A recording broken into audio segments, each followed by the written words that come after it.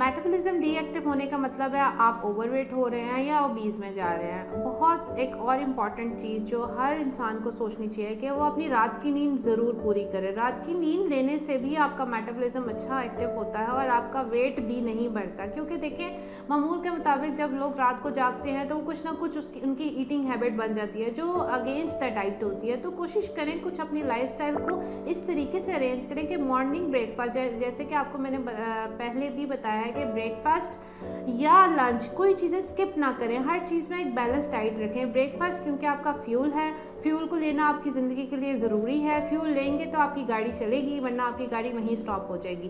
Fuel में कोशिश करें हर चीज़ हो, एक बाउल ऑफ मील हो जिसमें प्रोटीन भी हो, फाइबर भी हो, कार्ब्स भी हो। सेकेंड थिंग आपका लंच आता है। लंच में वेजिटेबल्स का इस्तेमाल करें। रोटी खा लेने से आपका खा लें, लेकिन रोटी का भी 1/4 हिस्सा खाएं, ताकि अगर आप पहले सलाद का इस्तेमाल कर लेंगे तो ऑटोमेटिकली आपकी रोटी इंटेक जो है, वीट इंटेक कम हो जाएगी।